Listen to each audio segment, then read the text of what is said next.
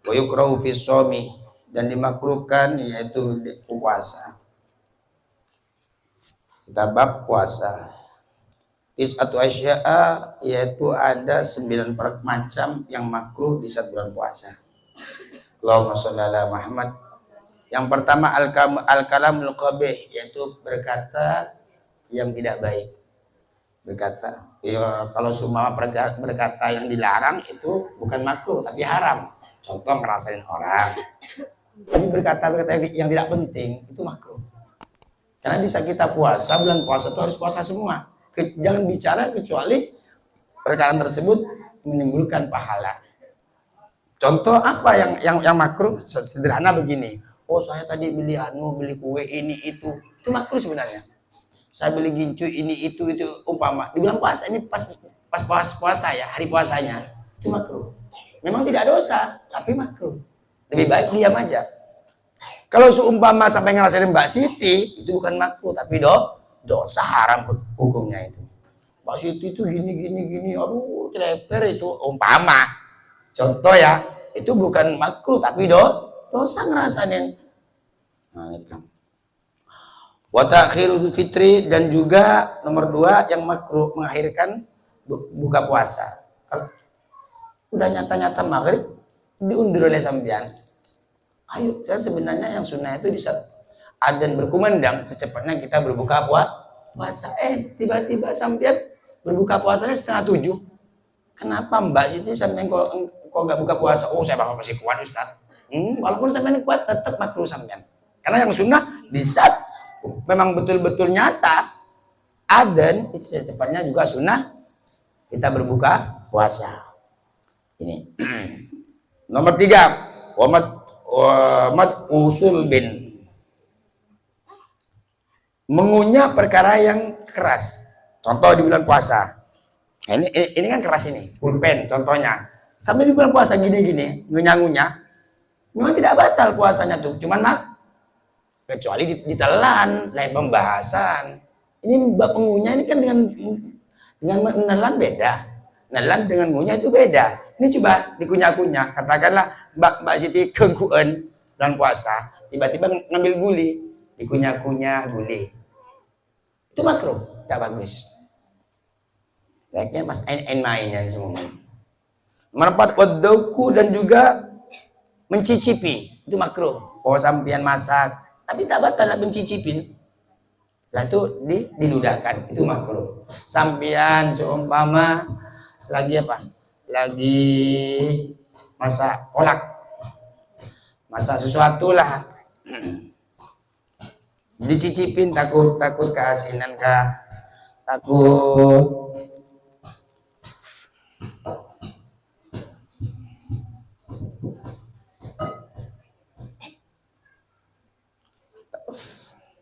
seumpama keasinan, takut kelebihan dosisnya, sampai cicipi di bulan puasa. Sampai puasa, maka hukum itu makruh, tidak batal. Lain kalau kasusnya kalau ditelan, itu baru batal.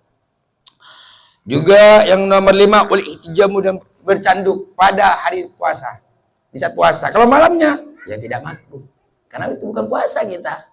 Mbak Siti canduk, Mbak Siti semua bercanduk, itu makruh. Wal hajmu nomor 6, wal hajmu juga wal hajmu juga bersuntik.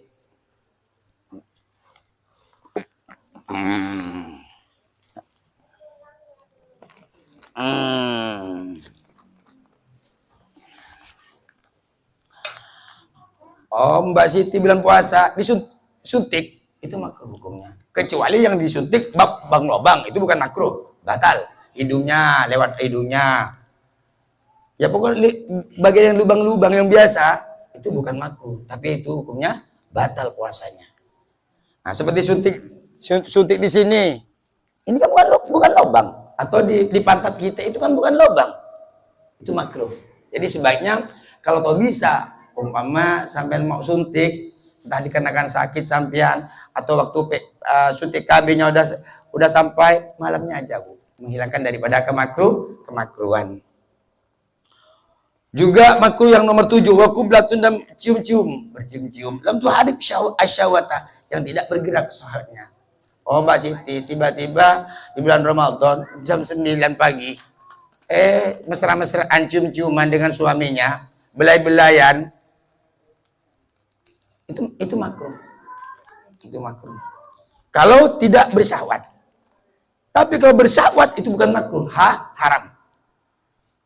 Takut apa? Karena agama membatasi takut kebobolan di situ. Jadi kalau semua tidak merangsang itu makruh. Takut nanti kebablasan. Ya, dipegang-pegang, dielus-elus. Umpama oleh suaminya. Atau Mbak Siti suaminya tidur-tidur dan dielus-elus. Bangun betul. Itu dari makruh pindah ke haram. Nah, jadi kalau mau sayang-sayangan, iya setelah sholat maghrib. Kalau mau cumbu-cumbu rayuan setelah sholat maghrib. Jadi kalau tidak merangsang suami istri itu hukumnya paling bawah itu makruh. Tapi kalau merangsang dan kebablasan itu haram sekarang. Nomor 8, watatoyubu dan juga pakai wangi-wangian. Wangi yang merebak luar biasa bulan Ramadan itu makruh hukumnya. Baik sampai sendiri ataupun seumpama sampai sengaja biar orang lain kedengaran. Mbak Siti biar istrinya Haji Sulaiman mendengar. Itu sudah bercampur dua hal. Pertama makruh, bab wangiannya yang merebak. Nomor 2 dosa kena ria. Kan ria berarti. Allahumma sholli ala Muhammad. Jadi kalau bulan puasa ya tidak apa-apa Bu, walaupun tidak wangi setelah maghribnya aja. Nomor 9, wal istiyaku dan juga bersiwak ba'da zawal setelah geser matahari alal qaul mukhtar alal qaul atas yaitu satu pendapat. Begitu juga makruh siwak, sikat gigi, begitu juga makruh setelah geser matahari, setelah duhur maksudnya. Kalau pagi jam 9, jam 10, jam 11 enggak masalah sikat gigi Bu, asalkan tidak minum aja. Enggak masalah, tidak makruh. Yang makruh ini setelah ba'da zawal, setelah geser matahari, artinya setelah masuk salat duhur. Allahumma sholli ala Muhammad. Wal mukhtaru annahu la yukrahu qala sahibu zubat. Cuman pendapat yang paling kuat yaitu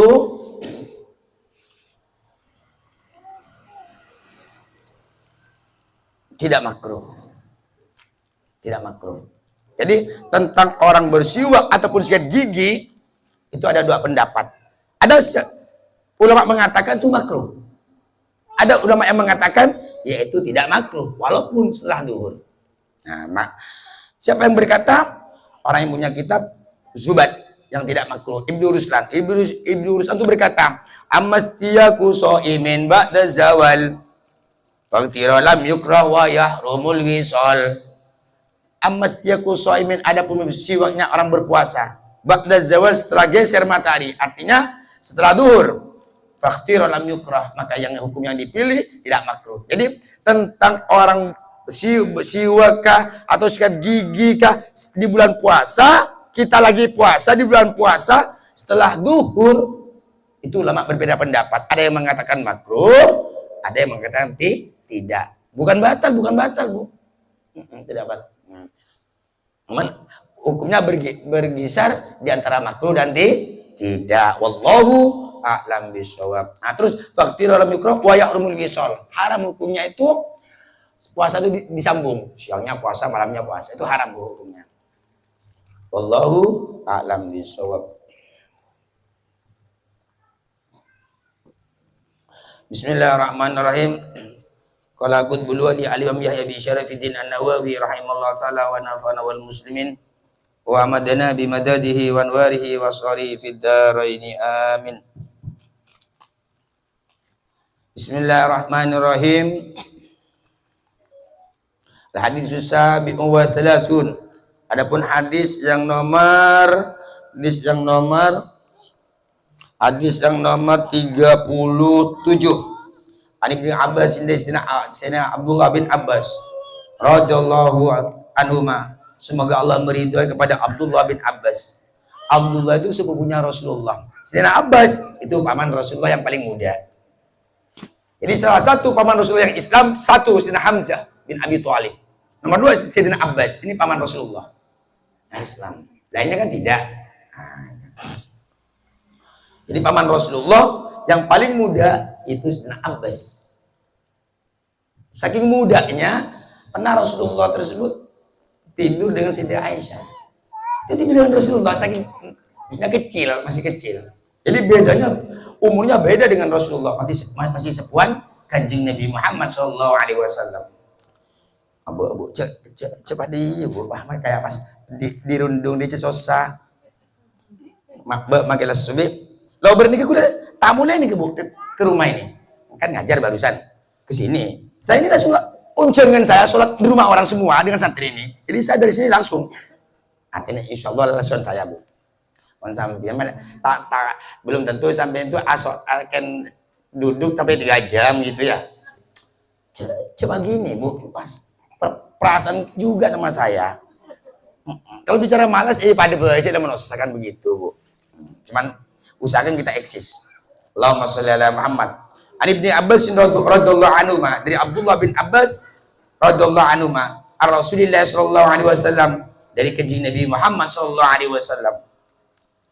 Fima yarwihi, dari fima dalam suatu hadis yarwihi yang menceritakan kanjeng Nabi an Rabbih tabaraka wa taala, dari Tuhannya.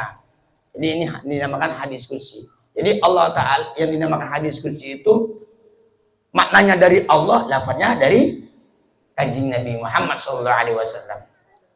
Allahumma sholli ala Muhammad. Nikah lo berarti macam molot nih kayak. Waduh. Giliran lagi. Inna Allah sungguhnya Gusti Allah. Kata yaitu mencatat Allah al-hasanati kebaikan-kebaikan, wasayyiati dan kejelekan-kejelekan dicatat oleh Allah. Cuma bayyana dalik, setelah itu Allah menjelaskan Allah hal itu. Jadi semua amal baik buruk kita, yang baik dicatat oleh Allah, yang buruk juga dicatat oleh Allah. Faman hamma bi hasanatin falam ya'malha kataballahu indahu hasanatan kamilatan. Wa in hamma biha fa'amilaha kataballahu indahu asyra hasanatin ila sab'i mi'ati dhifin ila ad'afin katsira. Wa in hamma bi sayyatin falam ya'lamha kataballahu indahu hasanatan kamilatan. Wa in hamma biha fa'amilaha kataballahu sayyatan wahidatan lahu Bukhari wa Muslim. Maksudnya begini, sungguhnya Allah mencatat kebaikan-kebaikan kepada hambanya. Yang lakukan baik dicatat oleh Allah. Wasayyi'at dan kejelekan-kejelekan, baik kejelekan tersebut yang bentuk dohir, yang bisa dipandang, ataupun yang tidak bisa dipandang. Apa contohnya? Hati. Oh, saya benci ke Mbak Siti, sakit hati sama Mbak Siti, iri, dengki, sum'ah. Ini kejelekan yang tidak bisa dipandang. Bagaimanapun dicatat oleh Allah Subhanahu wa Ta'ala. Kebaikan yang dohir, kebaikan yang batin, kejelekan yang dohir, kejelekan yang batin, itu tetap dicatat oleh Allah Subhanahu wa Ta'ala. Allahumma sholli ala Muhammad. Barang siapa yang bawan hamba biasatin, barang siapa yang berkeinginan satu kebaikan, tapi dia tidak mengerjakan, saya nanti mau baca selawat, tiba-tiba tidak baca selawat. Dan nanti saya maghrib mau baca yasin, tiba-tiba tidak baca yasin maghribnya. Tetap dicatat oleh Allah satu kebaikan, hasanatan nih. Falam malha kataballahu indahu hasanatan kamilatan. Maka oleh Allah tetap dicatat kebaikan, satu kebaikan yang bentuk sempurna. Ini bentuk kebaikan. Oh Mbak Siti, nanti malam Senin ini saya majelis taklim di rumah Ustaz, tiba-tiba isanya malas, sehingga tidak pergi ke majelis taklim. Tetap dicatat kebaikan. Nah, ini kalau bentuk kebaikan dan dicatat. Barang siapa yang berkeinginan, terus kalau dia melakukan, Mbak Siti berangkat lah. Siangnya nanti saya, Pak kalau tidur saya bangun Pak ya, nanti majelis taklim malam Senin. Tapi mau Ustaz Zuman, takut saya ketiduran, kan udah punya keinginan. Berarti ada keinginan sekarang. Lalu dia berangkat, dicatat berapa oleh Allah? Asyra hasanatin, dicatat 10 kebaikan, ila sab'i mi'ati dhifin, sampai 100 kebaikan. Jadi dari 10 dicatat sampai 100, sampai lipatan-lipatan cuma Allah Subhanahu wa taala yang tahu. Ila ad'afin katsira, sampai lipatan yang banyak cuma Allah yang tahu. Jadi lipatan 10, 70, 100 ke atasnya cuma Allah Subhanahu wa taala yang tahu. Ini kalau punya keinginan kebaikan lalu dikerjakan. Terus apabila orang tersebut berkeinginan kejelekan, nanti saya mau mencuri, kata Mbak Siti. Nanti saya mau mencuri. Nanti ini saya mau membunuh, tapi tidak melakukan hal itu, cuma punya keinginan saja, maka oleh Allah tidak maka dicatat juga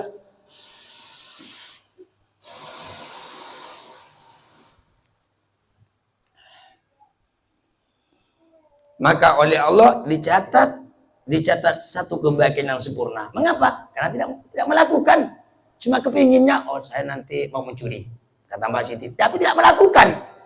Setelah sampai malamnya tidak melakukan, maka tetap dikasih pahala satu kesempurnaan dari Allah Subhanahu wa taala. Karena mengapa? Karena sudah meninggalkan maksiat. Yang mau mencuri nanti malam. Tiba-tiba sampailah waktu malam tidak mencuri. Nah, berarti Mbak Siti dikasih oleh Allah satu kebaikan yang sempurna. Wa in hamma biha fa amalaha katabahu Allah asyatan wahidatan. Apabila orang tersebut berkeinginan kejelekan lalu mengerjakan, maka dicatat satu dosa. Contohnya Mbak Siti, nanti malam ini saya mau mencuri. Lah malam mencuri betul. Nanti malam ini saya mau mencuri sandal. Sampai malamnya Mbak Siti mencuri sandal betul. Tetap dicatat satu cuma. Tidak dilipat gandakan oleh Allah Subhanahu wa taala. Ini sekian rahman rahimnya Allah kepada hambanya. Bentuk kebaikan dilipat-lipatkan oleh Allah, tapi kalau bentuk kejelekan dosa, kalau kita punya keinginan lalu kita mengerjakan, oleh Allah dicatat sayyi'atan wahidatan fa'amilaha kataballahu sayyi'atan wahidatan, maka dicatat oleh Allah satu dosa, satu kejelekan juga. Rahul Bukhari wa Muslimun, menceritakan kepada hadis Imam Bukhari wa Muslimun dan Imam Muslim, wallahu a'lam bishawab.